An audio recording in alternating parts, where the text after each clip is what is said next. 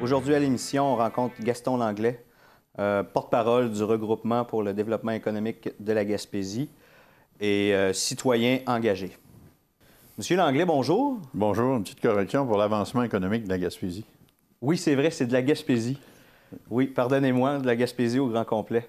C'est une grosse tâche, ça, porte-parole. Oui, bien en fait, j'étais déjà passablement dans le moule parce que j'ai été le porte-parole de l'Action des Patriotes pendant une dizaine d'années. Et ça nous a amené jusqu'à plaider le génocide économique devant les Nations unies à Genève.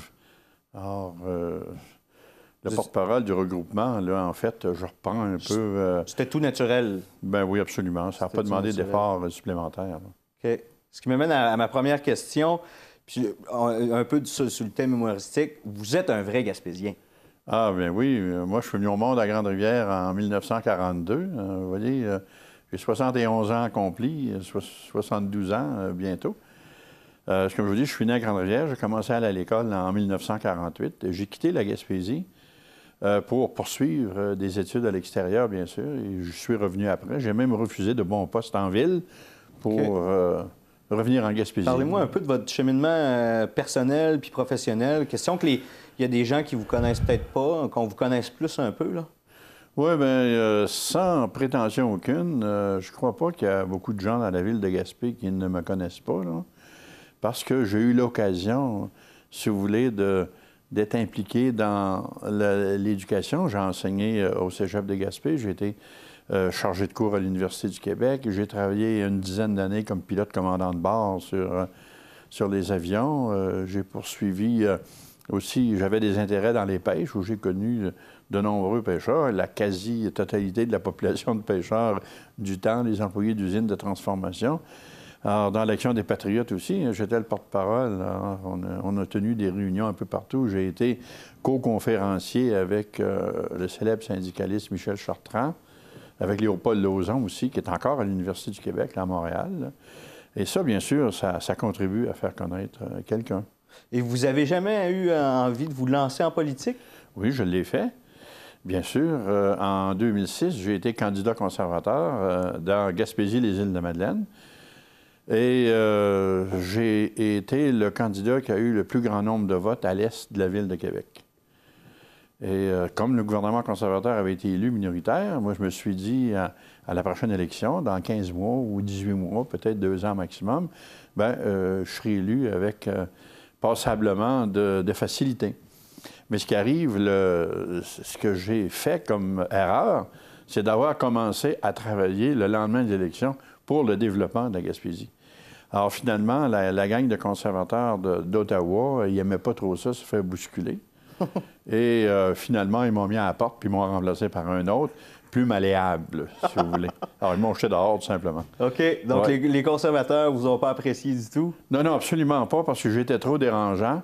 Okay. Puis, à un moment donné, ils ont dit dans le coin, bon, on va vous envoyer quelqu'un faire du financement, Jean-Pierre Blackburn, mais ceux qui veulent y parler, là, ça coûte 500$ pour le voir puis y parler, tu sais. Toutes sortes de niaiseries comme ça. Puis moi, là, être un renifleur de flatulence, là, ça n'a jamais été mon fort, ça. Ça fait que j'ai pas changé de position parce que je suis allé en politique. Là. Je suis la même personne tout le temps, moi. Je suis à mon naturel partout. Ouais. Alors là, ça n'a pas fonctionné parce que moi, je ne suis pas quelqu'un qui aurait pu diriger et faire mettre à 4 pattes là, devant le chef. Là.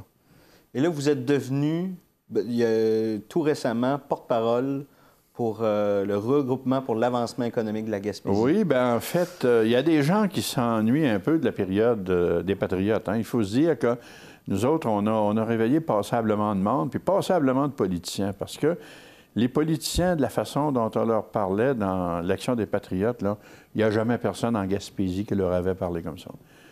Alors, ce qu'on a fait dans le temps, on l'a fait. Et bien sûr, à un moment donné, il y a eu le premier plan de relance qui a été les éoliennes, le centre des jardins ici à Gaspé, gestion des prêts étudiants, quelques centres d'appel, la Gaspésia, Chandos avait commencé. Mais là, depuis que les Patriotes, on est à idle, Vous avez les Indiens qui disent « idle no more », mais là, les patriotes sont idle. Alors, il y a eu un peu de laisser-aller, puis on est retombé après ce qu'on était. On est retombé à peu près comme on était avant l'action des patriotes, là. Okay. Et il y a des gens d'affaires qui se sont dit, ben écoutez, les gens d'affaires, eux autres, ils gèrent leur affaire, puis surtout, on est dans un contexte difficile, puis à un moment donné, ils ont voulu se donner aussi un moyen, une voie par le biais du rassemblement, parce que vous savez, les premiers qui sentent la récession économique, c'est pas le fonctionnaire qui reçoit son salaire du gouvernement, c'est pas le professeur qui a sa sécurité d'emploi, là. C'est le petit marchand du coin, là, que la clientèle n'y va plus chez lui, puis qui n'est pas capable de rejoindre son point mort dans ses affaires, son break-even point, comme on dit en finance ou en comptabilité. Alors, ces gens-là sont les premiers à sentir la récession, à sentir le ralentissement économique. Alors, ils ont voulu se donner une voie à travers le regroupement pour l'avancement économique de la Gaspésie. Vous savez, quand on regarde nos industries en Gaspésie, essentiellement 5 industries. Vous avez l'industrie des pêches, qui n'est... Je ne sais pas si ça mérite encore le titre d'industrie, parce que les usines qui employaient des centaines et des centaines de personnes sont fermées. C'était le traitement du poisson de fond. On est avec des nouvelles espèces qui étaient inconnues il y a 40 ans passés, le crabe, la crevette. L'homard, les captures sont un peu mieux que c'était il y a 50 ans passés. Mais la morue, tout le poisson de fond, c'est fermé à la grandeur de la Gaspésie. Donc, l'industrie des pêches est en déclin. Vous avez l'industrie forestière qui est à peu près en faillite. Vous avez l'agriculture. On a de 80 à 120 jours sans gel par année. L'agriculture, c'est pas quelque chose de prospère. Avant ça, on avait un peu... on était un peu autosuffisant, parce que chaque famille avait sa petite ferme. Par obligation, il était obligé de le faire. On se cultivait des patates, d'autres sortes de légumes, on élevait des animaux un peu. Alors l'agriculture, elle s'en fait un peu dans la région de Matane, dans la baie des Chaleurs, dans les deux coins où la température est plus avantageuse que dans le reste de la Gaspésie. On a le tourisme. Le tourisme, les mines, c'est fermé. Mine Madeleine, mine Gaspé, c'est complètement fermé. Et puis, on a l'industrie touristique qui n'arrive pas... on plafonne à 250 000 visiteurs par année. Vous avez des statistiques parfois qui sont lancées par différents médias où on dit qu'il y a eu 750 000 visiteurs en Gaspésie. Ça fait des années que je les appelle pour leur dire « vous mentez » parce que c'est pas vrai. C'est 750 000 jours personne. C'est-à-dire que quelqu'un qui vient en Gaspésie, qui passe 3 jours, il est considéré comme 3 visiteurs. Donc, dans les meilleures années dans l'industrie touristique, on a connu 250, peut-être 260 000 visiteurs. C'est tout. Donc, c'est une industrie qui est à développer, parce qu'à l'heure actuelle, quand on regarde percer, ça dure 6-7 semaines par année. Tu sais, ça n'a aucun espèce de bon sens avec tout l'attrait touristique, le parc Forillon et ainsi de suite. Bien, le problème qu'on a, c'est qu'on n'a pas d'infrastructure d'accueil pour transporter les gens ici. Vous savez, seulement pour faire une comparaison, là, je vous dis qu'il y a 250 000 visiteurs qui viennent en Gaspésie durant la saison touristique. Et ça, c'est de toute provenance, là. Je vous parle des autres Canadiens qui sont dans les 9 autres provinces, je vous parle des Américains, puis je vous parle aussi des Européens. Mais seulement en Floride, l'hiver, seulement les Québécois qui descendent en Floride l'hiver, 750 000 personnes. 3 fois plus que toute l'affluence touristique qu'on a en Gaspésie, là, toute nationalité confondue.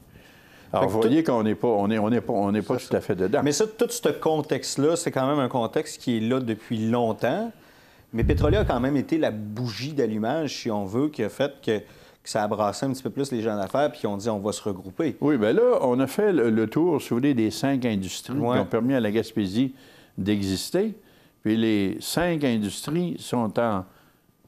Il y en a qui sont complètement disparues, l'industrie minière. Il y a des problèmes majeurs. Arrive à côté la filière pétrolière. Oui. Alors là, est-ce que ça vaut la peine qu'on s'en occupe de la filière pétrolière? Ben moi, je pense que oui. Si on a du pétrole en dessous des pieds, il faut aller le chercher. Surtout qu'au Québec, on va le faire en appliquant les normes à peu près les plus sévères qu'on peut trouver sur la planète Terre. Moi, ce qui me fait rire un peu, c'est les faux écolos, là, hein, qui vont manifester, puis que le 4x4 marche pendant 15 minutes à la porte le matin parce qu'ils ne veulent pas mettre leur derrière au frais là, dans la voiture pour aller manifester. Des gens qui ont gagné leur vie dans les industries les plus polluantes qu'on a eues au Québec, les pâtes et papiers, puis aujourd'hui, ils ne veulent plus que de camions qui passent dans le chemin à passer 9 heures le soir. Ouais. Alors, à un moment donné, on achète du pétrole qui vient d'où? On achète du pétrole qui vient du Nigeria. Ça, c'est du pétrole sale. Parce qu'au Nigeria, il y a 40 à 50 assassinats par jour. Il n'y a aucun respect pour l'environnement. Parfois, les gens font des trous dans les oléoducs qui sont en surface pour essayer de voler un peu de pétrole pour se chauffer puis se faire à manger. Ben, chauffer quand il y a de l'humidité, bien sûr, là, parce que c'est un pays qui est pratiquement à l'équateur. Il n'y a aucun respect. On prend ce pétrole-là, on l'utilise, il n'y a pas de problème. Mais celui qui est sous nos pieds, bien, il ne faudrait pas l'utiliser. À un moment donné, il faut retomber sur Terre. Moi, quand je faisais une conférence, justement, la semaine passée, sur le sujet des étudiants du cégep, je leur disais, on va se promener avec des automobiles électriques. Ah, c'est beau, des automobiles électriques, on peut réduire notre consommation de pétrole. Mais j'ai dit, avez-vous pensé aux produits dérivés du pétrole? Alors, qu'est-ce qu'on a comme produits dérivés du pétrole? Pratiquement tout. Vous avez, je ne sais pas combien il y en a, mais peut-être 200, 250, tous les matériaux de construction.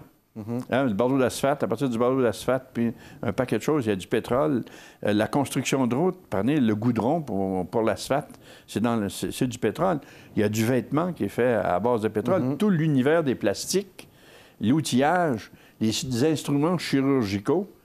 Ah, il y a même des médicaments, la vaseline, ça vient du pétrole. Alors, même si on voulait remplacer le pétrole, on fait quoi là, avec les produits dérivés? Il faudrait remplacer aussi ces produits-là avec d'autres choses.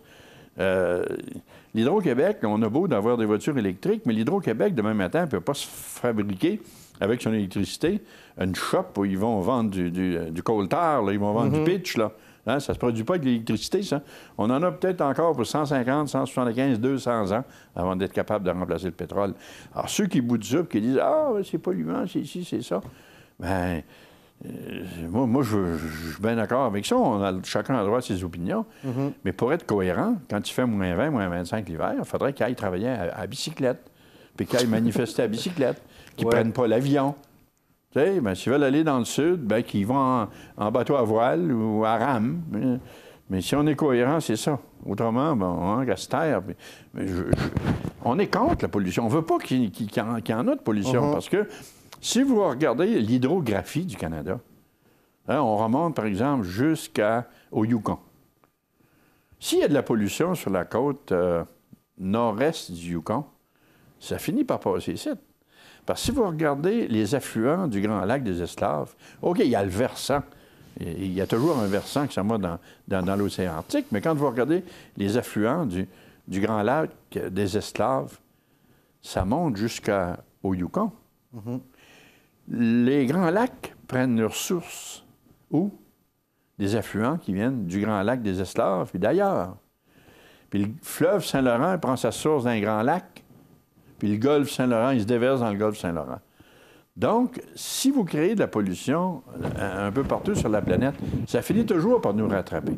Quand on achète du pétrole sale au Nigeria, il n'y a aucun respect pour l'environnement, ça finit par nous rattraper de toute façon. Donc, je comprends quand même bien votre point de vue, mais ça a vraiment été la bougie d'allumage, Petrolia. Bien, en fait, oui, c'était un projet. Il y avait quelque chose. On a des industries qui ne fonctionnent pas. Les industries traditionnelles ne fonctionnent plus, ou à peu près pas. Puis, on a la filière pétrolière qui est là. Tu sais, on regarde les pays arabes, là, puis on leur dit, hey, mon Dieu, à Riyad, puis partout, là, les richesses qu'il y a là. Mais ils apprennent ça où, ces richesses-là? Ils n'apprennent pas dans la forêt. C'est le sable à perte de vue, c'est le désert, puis partout. C'est parce qu'il y a du pétrole. Alors, tout le monde en veut du pétrole. On en a besoin. Puis pas seulement faire marcher des automobiles. La grande question, ça va être, puis on en revient tout de suite après la pause, c'est tout beau ça, aller à vélo puis pas manifester. C'est quand même, Petrolia, un puits qui était alentour des maisons puis tout ça. Puis on en discute tout de suite après la pause.